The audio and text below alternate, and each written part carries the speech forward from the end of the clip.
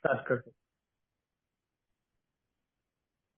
Okay, नमस्ते दोस्तों। मेरा नाम मुकुंद है, मैं एक शराबी हूँ और भगवान की कृपा से और आप सब लोगों के साथ इसकी वजह से सुबह से शराब पीने का ख्याल नहीं आया। मैं पावेल स्नेहांचल समूह का आभारी हूँ कि उन्होंने मुझे मौका दिया मेरा अनुभव शेयर करने का इस टॉपिक पे, लाइफ लॉन्ग प्रोसेस। मुझे उस काबिल समझा, जबकि मेरी सोब्राइटी कुछ ज्यादा नहीं है। 1 साल 9 महीना और 3 दिन मैं शराब से दूर रखा गया हूँ भगवान की कृपा से। और सच में मैं आभार व्यक्त करता हूँ कि मुझे ये मौका मिला अपना अनुभव बताने का। दोस्तों, मैं ये में तो वैसे कम से कम 2.5 साल से ज्यादा पहले आया, लाया गया था। डॉक्टर ने मेरे वाइफ को इस संस्था के बारे में बताया था।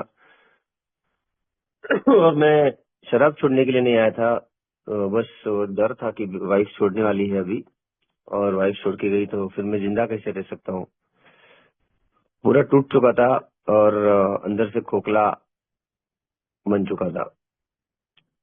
तो उस हालत में मैं ए में आया था। फिर थोड़ा टाइम लगा समझने में क्या है ये संस्था, कैसी है, क्या चलता है। उसके लिए एक रिहैब देखना पड़ा। रिहैब में अकल ठिकाने आई, क्योंकि वो पहले 5-6 महीना तो वही सब चल रहा था, कंपैरिजन, डिनायल, तुलना। और फिर वो एज जेड का एक्सपीरियंस आ गया और रिहैब जाना पड़ा 2 महीने। फिर वहां पे आंखें खुली, मन की आंखें खुली और रियलिटी से मुलाकात हुई। वहां से मेरा प्रवास शुरू हुआ। उसके बाद मैं वापस ए में आया।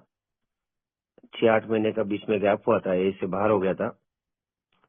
और फिर से मैं ए में लाया गया, भगवान ने दूसरा चांस दिया।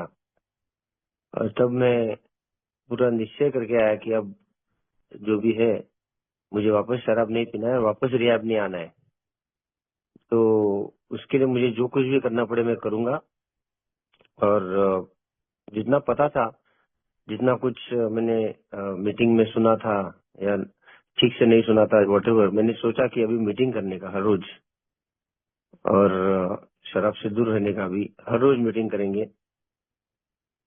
तो मैंने शुरू किया दोस्तों प्रवास। मेरा 8 मई 2023 को मैं रिहैब से बाहर निकला और मीटिंग शुरू कर दिए।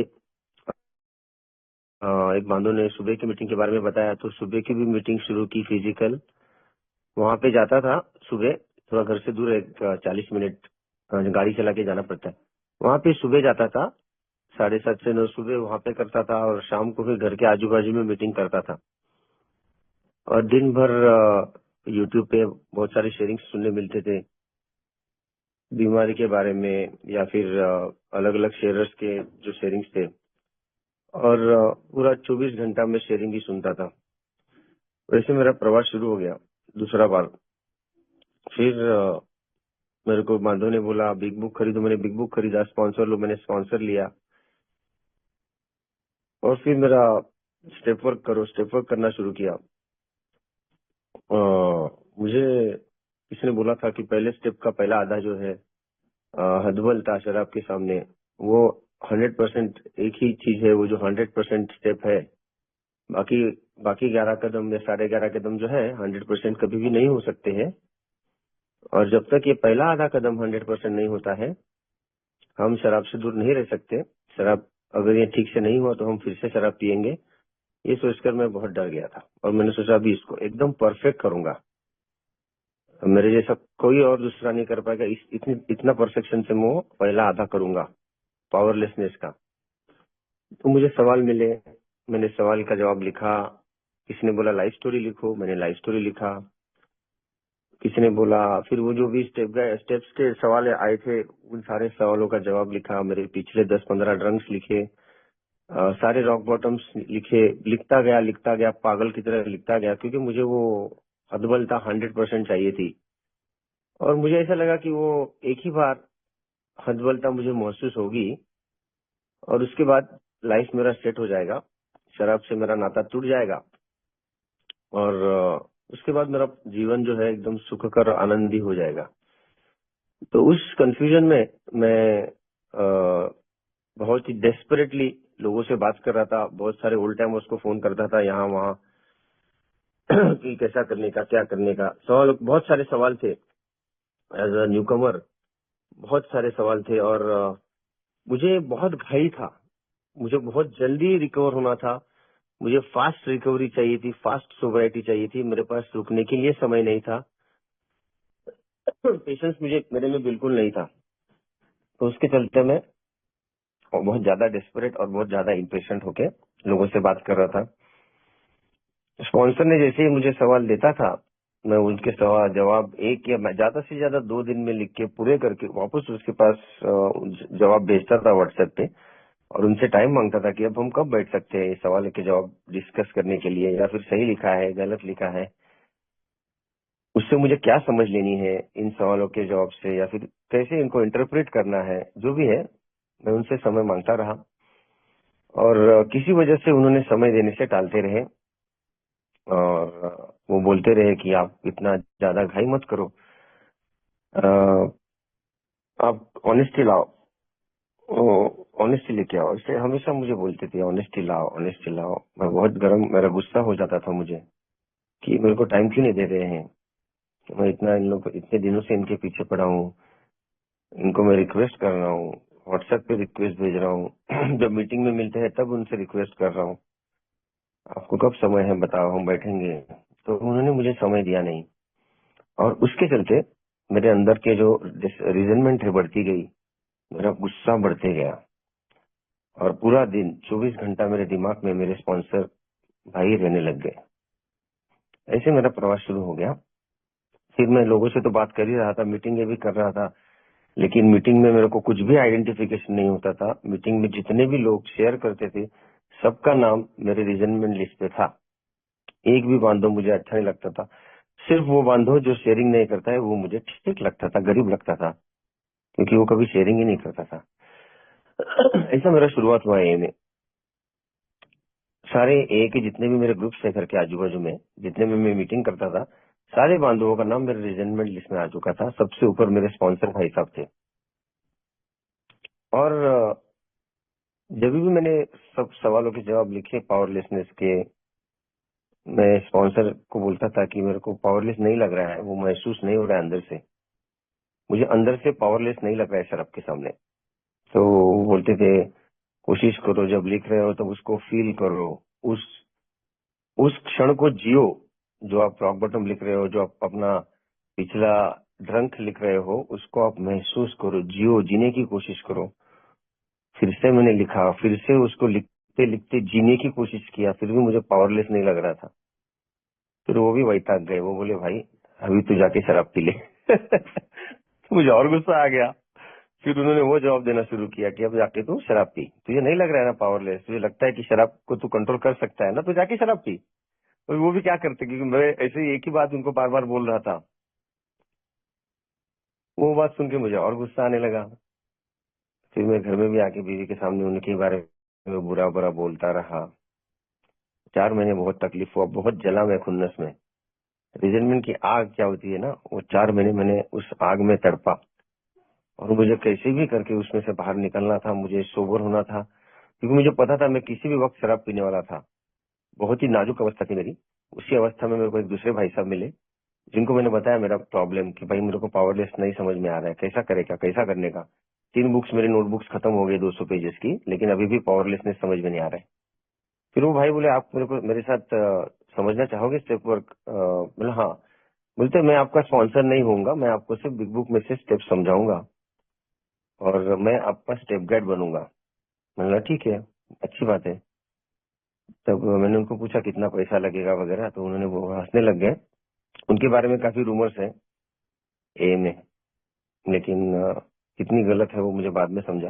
तो वहां से प्रवास शुरू हुआ मेरा दोस्तों, पायरेओ का।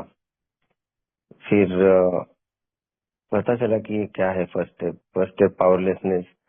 वो हर रोज मेरे को ये स्टेप लेना है, हर रोज मुझे भगवान के सामने सुबह प्रार्थना करना है कि भाई मुझे आज के दिन शराब से दूर रख। शाम को मुझे भगवान का आभार व्यक्त करना है, मुझे शराब से दूर रखा। हदबलता के सिर्फ 2 ही सवाल है बिग बुक में, मुझे शराब की मात्रा पर कंट्रोल नहीं रहता है, और मुझे आज तक शराब मैंने कभी छोड़ नहीं पाया। दोनों के सवालों के जवाब मेरे हाथ है। 32 साल मैंने 3200 बार शराब छोड़ा था, लेकिन फिर से शराब हाथ में आ गई, शराब छोड़ने के लिए सारे प्रयास हो चुके थे, लेकिन शराब छोड़ नहीं पाया। फिर मुझे धीरे धीरे जैसे मैं स्टेप वर्क करते गया, आगे आगे बढ़ते गया, मुझे समझ में आ रहा था कि ये जैसे जैसे स्टेप खत्म होता था बिग बुक में से, वो स्पॉन्सर मुझे वो क्या प्रार्थना करता है स्टेप गाइड सॉरी, वो मुझे बताता था। तब धीरे धीरे मुझे समझ में आने लगा कि ये तो हर दिन करना पड़ेगा, ये तो हर रोज का काम है। साला एक मेरे को लगता था ये 12 स्टेप एक बार खत्म हो गया, फिर मैं कंप्लीटली नॉर्मल आदमी, recovered, stable, sober, perfect, mister perfect हो जाएगा और लाइफ मेरा सेट हो जाएगा। वो गलत फहमी से मैं धीरे धीरे बाहर आते गया। 4th स्टेप 5th स्टेप मुझे थोड़ा अंदर से मेरा अपने आप से कनेक्शन बढ़ते गया, भगवान से मेडिटेशन में मेरा कनेक्शन बढ़ते गया। 6th 7th स्टेप तो मुझे पहले समझा ही नहीं, मैंने सिर्फ प्रेयर करता था हर दिन। 6th 7th स्टेप मुझे अभी कुछ मैं बोल सकता हूँ 1 महीना हो गया, 1.5 महीना, मुझे 6th 7th स्टेप का मतलब धीरे धीरे समझ में आ रहा है। क्योंकि मैं 10वां कर रहा हूँ तो बार बार वही 100 दोष मेरे लिस्ट में आ रहे हैं। तो अभी 6th 7th जो भी धीरे धीरे कोशिश कर रहा हूँ प्रार्थना करके। दोस्तों प्रवास शुरू हो गया, फिर 6th 7th किया, उसका प्रार्थना समझ के लिया। बिग बुक में से हर एक स्टेप का बिग बुक में क्या क्या लिखा है वो मैंने उनसे समझ के लिया। 4th 5th में मैंने सारा मेरा जीवन का कहानी बताया, कुछ भी छुपा के नहीं रखा। 8th और 9th में उन्होंने जैसे बोला बिग बुक में से, उन्होंने जैसे जैसे बताया वैसे के वैसे मैंने किया। 9th स्टेप में अमेंड्स किए, अभी 1-2 अमेंड्स बाकी है अभी भी। वो जैसे ही मुझे मौका मिलेगा मैं करूंगा। फिर उसके बाद 10th स्टेप समझ के लिया, 10th स्टेप के बारे में बिग बुक में क्या लिखा है, 4 वो सारे मैंने पॉइंट समझ के लिए। 11वीं 12वीं वर्किंग विद अदर चैप्टर, प्रवास खत्म हो गया, पायरा समझ के लिया मैंने। उनसे बिग बुक के माध्यम से उन्होंने मुझे पायरा स्टेप समझाई और उन्होंने फिर बोला अभी अपना जो नाता है स्टेप गाइड या स्पॉन्सी का या जो भी है वो खत्म हो गया यहाँ पे, अभी इसके बाद हम लोग एक अच्छे दोस्त हैं। मैंने ठीक है, थैंक यू वेरी मच।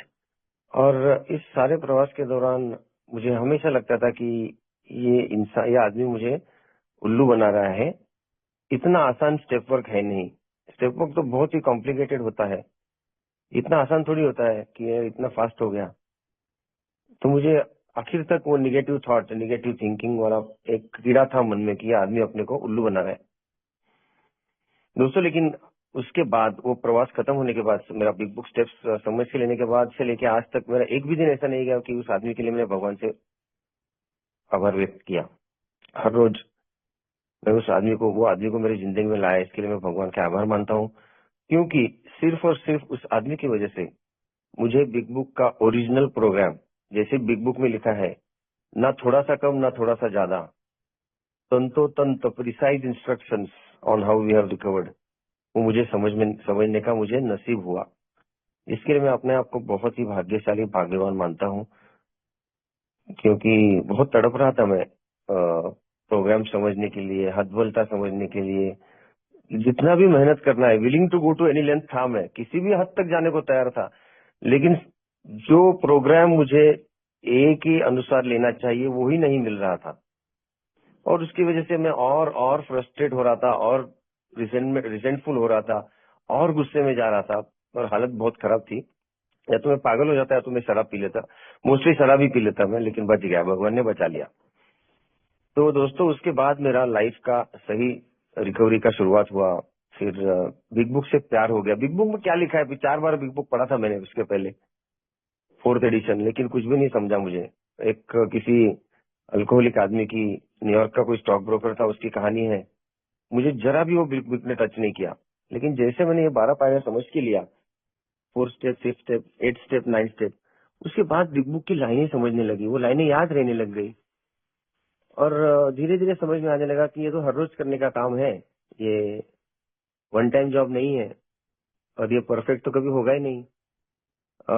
मैं जब मेरी बेटी छोटी थी, या फिर मैं जब ऑफिस में काम करता था, या जो भी मैं जिंदगी में ए में आने से पहले करता था, मेरा एक ही मोटो रहता था, जो भी करो परफेक्ट करो, या फिर उसे हाथ ही मत लगाओ।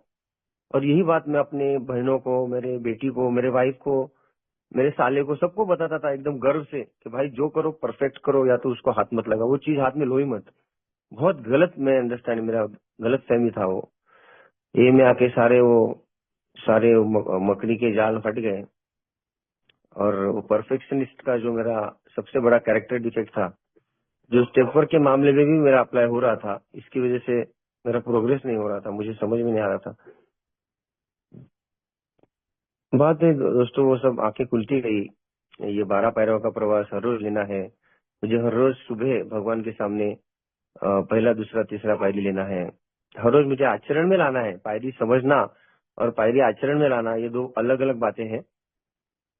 लेकिन आचरण में लाने से पहले वो समझ में तो लेना मेरे लिए जरूरी है कि बिग बुक में क्या लिखा है, बिग बुक में क्या अभिप्रेत है, ना कि कोई आदमी क्या बोल रहा है प्रोग्राम के बारे में।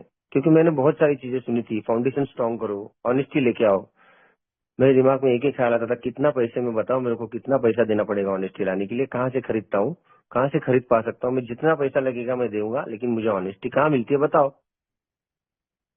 क्योंकि ऑनेस्टी तो मेरे में फिफ्थ स्टेप के, फोर्थ स्टेप के जब लास्ट कॉलम में लिखने शुरू किया, तभी मेरे को ऑनेस्टी से मुलाकात हुई। तभी मेरा एटीट्यूड और देखने का नजरिया चेंज होते गया। तब तक तो मुझे आइडेंटिफिकेशन भी नहीं होता था। तो फोर्थ स्टेप के आखिरी कॉलम भरने के टाइम पे मेरे को मेरा नजरिया, मेरा ऑनेस्टी, मेरा माइंड खुलने लग गया, मेरे को ऑनेस्टी धीरे धीरे आने लग गया। तब तक तो ऑनेस्टी थी नहीं मेरे पास। मुझे लगता था मैं बहुत ऑनेस्ट है। दोस्तों ये बहुत चीजें मेरे मेरे साथ हुई। और मैं यही चाहता हूँ, मैं जब भी कहीं न्यू कमर देखता हूँ, दूसरे बांधव लोग को देखता हूँ, मुझे बहुत बुरा लगता है। और मैं अपने आप को बहुत भाग्यशाली और भगवान के आभार व्यक्त करता हूँ कि मुझे मौका मिला ये स्टेप वर्क समझ के लेने का। और एक बात तो अभी फिट है कि मैं परफेक्ट नहीं हो सकता हूँ।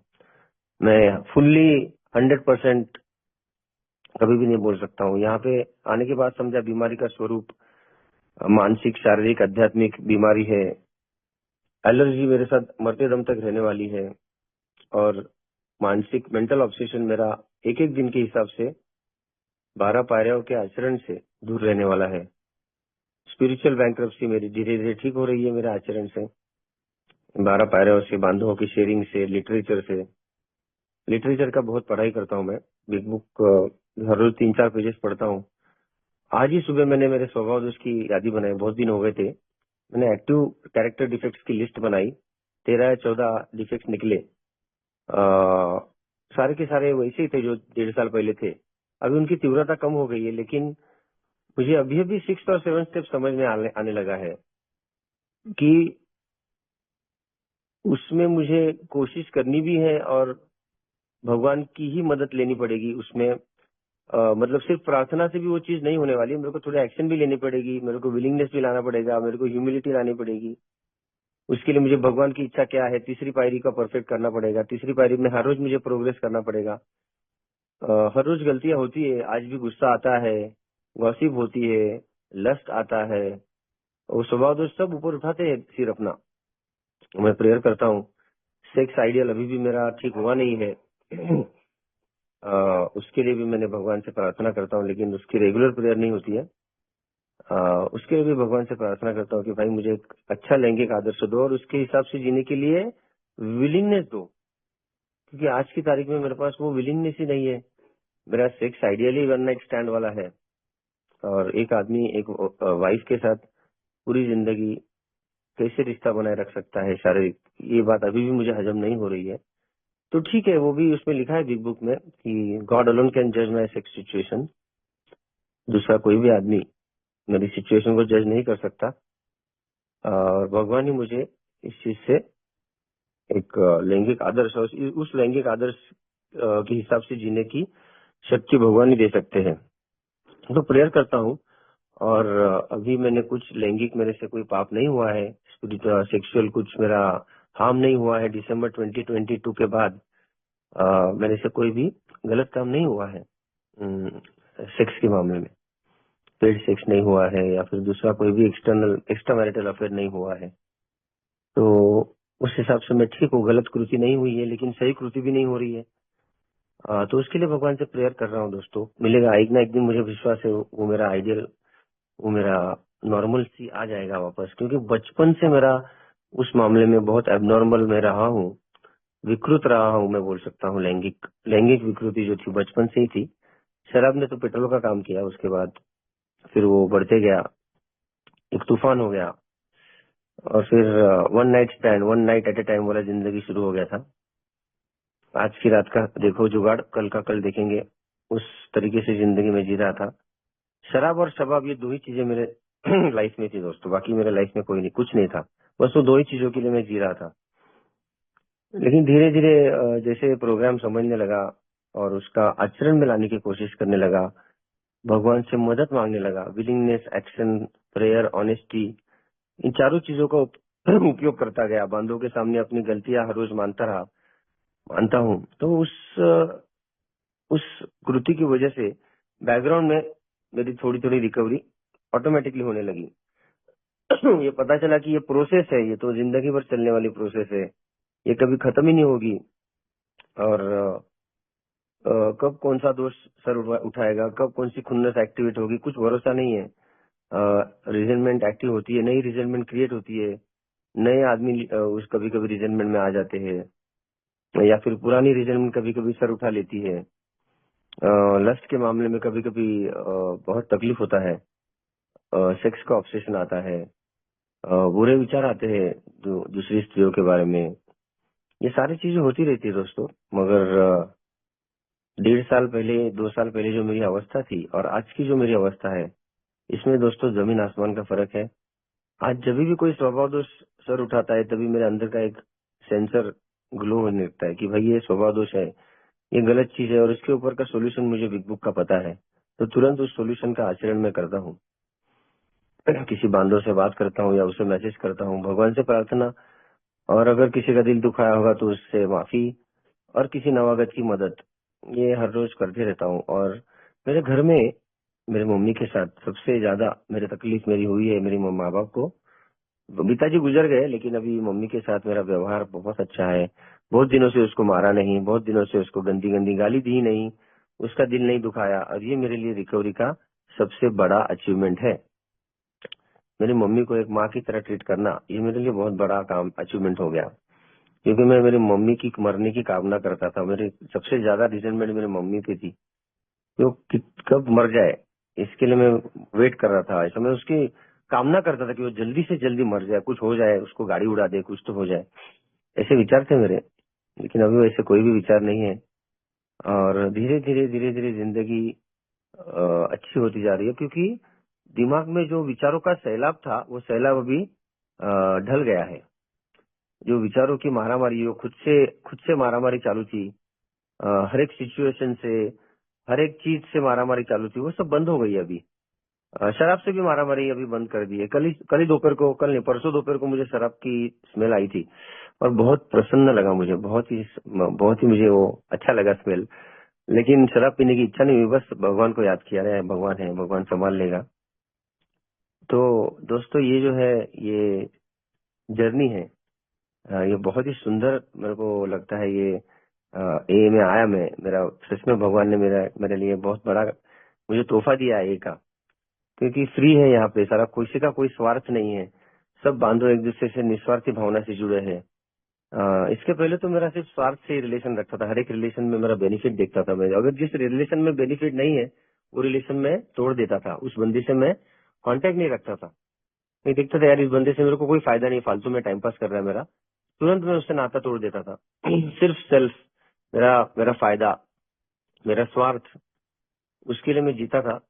लेकिन दोस्तों ये ने तो एक अलग ही परिभाषा मुझे बता दी। और ये जब कार्यक्रम पे आ गया, तो ये आध्यात्मिकता का जैसे पहचान हुआ, भगवान की एंट्री मेरे लाइफ में हुई, तब से एक अलग नशा का महसूस करने लगा हूँ। एक अलग नशा, एक अलग किक, आप इसे आध्यात्मिक किक बोल सकते हैं। क्योंकि मैं तो शराबी हूँ, एडिक्ट पर्सनैलिटी हूँ, तो मेरा वो जो ऑब्सेशन है, वो अभी थोड़ा स्पिरिचुअलिटी की तरफ शिफ्ट हो गया है। मैं हर रोज सुबह पिछले 2 साल से 4 बजे या 3:30 बजे उठ के प्रेयर मेडिटेशन करता हूँ। शुरू में नहीं होता था, लेकिन अभी अभी अच्छा हो रहा है। थोड़ी देर, जितना भी देर होता है मैं करता हूँ। और वो जो कॉन्शियस कांटेक्ट विद गॉड जो होता है मेरा उस टाइम पे, उसको ब्रह्म मुहूर्त बोलते हैं। बहुत ही शांति महसूस होती है दोस्तों। वो जो अनुभव है वो शब्दों में वर्णन करना बहुत मुश्किल है, क्योंकि विचार शून्य अवस्था आना, कभी कभी कुछ सेकंड्स के लिए भी उसका वो जो किक है ना, वो दिन भर किक रहता है उसका हैंगओवर। और वो भगवान से फिर कांटेक्ट बना रहता है पूरे दिन। और कोई भी चीज हो मन के खिलाफ तो ऐसा डिस्टर्ब होने को नहीं होता है। वो थर्ड स्टेप का याद आता है, टेक द एक्शन, आउटकम भगवान के हाथ में है। जो भगवान कर रहा है मेरे भले के लिए कर रहा है। ये सारे विचार, ये बदले हुए विचार, ये बदली हुई सोच, देखने का नजरिया, एटीट्यूड, और ये चीजें इतनी जबरदस्त है दोस्तों कि इसकी नशा दिन ब दिन बढ़ती जाती है। इसकी और नशा करूं और नशा करूं ऐसे लगता है, और चाहिए और चाहिए, और मुझे अच्छा होना है, और मुझे थोड़ा आगे जाना है, और मैं कल कैसे अच्छा जी सकता हूँ आज के दिन से। ये मैं भगवान से मांगता हूँ। सुबह मैं भगवान को ये बोलता हूँ कि भाई मेरे पास मांगने के लिए तेरे पास कुछ नहीं है, सब कुछ तो तूने दे के रखा है। बस अभी मैं मेरे घर वालों के लिए और मेरे बांधवों के लिए आज कुछ तो काम में आ सकूं, ऐसा कुछ मेरे को बुद्धि दो। क्योंकि जैसे जैसे मैं ए में शेयरिंग सुनते गया बांधव लोगों की, जिंदगी को देखने का नजरिया बदल गया मेरा। क्योंकि मुझे पता चला कि मेरे लाइफ में प्रॉब्लम है ही नहीं, जो भी प्रॉब्लम थे खुद बना के रखे थे मैंने। मैंने खुद मेरे दिमाग में मैन्युफैक्चर किए थे प्रॉब्लम्स को। वो प्रॉब्लम प्रॉब्लम है ही नहीं। ए में आके जब बांधवों की शेयरिंग सुनी, उनकी जिंदगी में क्या हो रहा है ये जब नजदीक से देखा, तब मेरे पैरों तले की जमीन खिसक गई। बोला यार अपन तो बहुत भाग्यशाली है, अपने पास रहने को घर है, खाने को खाना है, गाड़ी है, फैमिली अभी भी साथ में है, कोई भी भयानक जानलेवा बीमारी नहीं हुई, ना एड्स ना कैंसर। तो इससे ज्यादा भगवान से ना मैं मरा हूँ, ना मेरा कोई अवयव टूटा है, ना हाथ पैर टूटा। इतने सारे एक्सीडेंट्स हुए, जेल में गया, रास्ते पे गिरा, अ, फिर भी आज मेरे को दो हाथ दो पैर, और एक सेहतमंद है मेरा बॉडी, अच्छा है अभी, कोई भी रोग नहीं है। तो ये सारी चीजें आज मेरे पास है, जिंदा हूँ। तो इससे ज्यादा मैं भगवान से क्या मांग सकता हूँ? कुछ भी नहीं है मेरे पास आज मांगने के लिए। बस भगवान से यही प्रार्थना करता हूँ हर रोज कि भाई अभी तक तो मैंने स्वार्थी एकदम सेल्फिश जिंदगी जिया।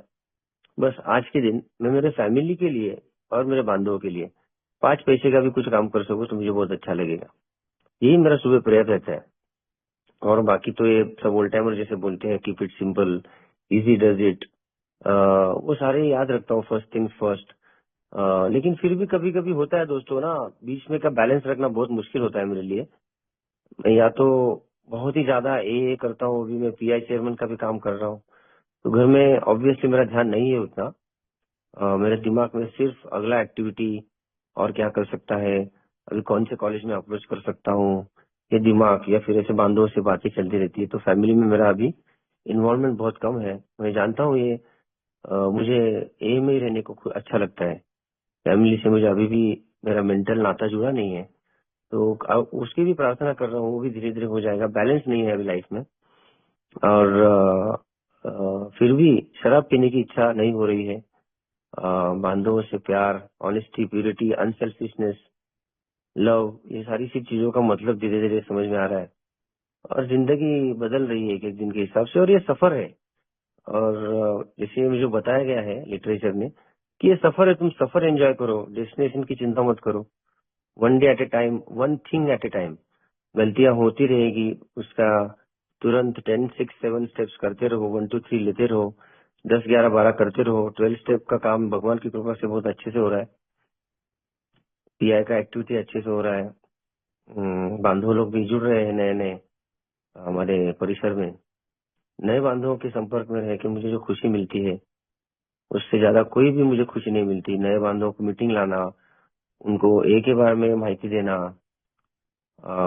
एक ही जो अवेयरनेस स्टॉल्स होते हैं वहां पे जाके बांधवों के साथ खड़े रहना, वो जिंदगी का जो मजा है मेरे को उसमें बहुत धमाल आता है। मेरे को उसमें एक किक मिलता है। तो वो किक मिल जाता है तो मेरे को फिर शराब की किक की याद नहीं आती है। क्योंकि एक अनसेल्फिश लाइफ जीने की कोशिश। और अच्छा है भगवान मुझे मेरे से करवा के ले रहा है वो सब कुछ। मैं तो कुछ खुद कुछ नहीं कर सकता। लेकिन जो कुछ कर सकता हूँ, जो मेरे दायरे में है, प्रेयर, मेडिटेशन, ऑनेस्टी, विलिंगनेस, क्योंकि भगवान ने जो मुझे दिमाग दिया है वो वापरने के लिए दिया है। अभी सिर्फ गंदे काम के लिए नहीं वापरना है, उसको भगवान की इच्छा से अलाइन करके मुझे जीना है, सिंपल रखना है, किसी का दिल नहीं दुखाना है, किसी के काम आना है। मेरे जिंदा रहने का हर रोज कुछ ना कुछ लाइफ में फायदा होना चाहिए ना। तो बस उसी हिसाब से चल रहा है दोस्तों, अच्छा लग रहा है। और फिर बस ज्यादा रिकवरी है नहीं शेयर करने के लिए, तो मैं यहाँ तक बोल के अपना शेयरिंग खत्म करता हूँ। फिर से एक बार सारे भाइयों का धन्यवाद, आपने शांति से सुना। कुछ गलत बोल दिया होगा तो मुझे माफ कर दीजिए। धन्यवाद सुगंध भाई।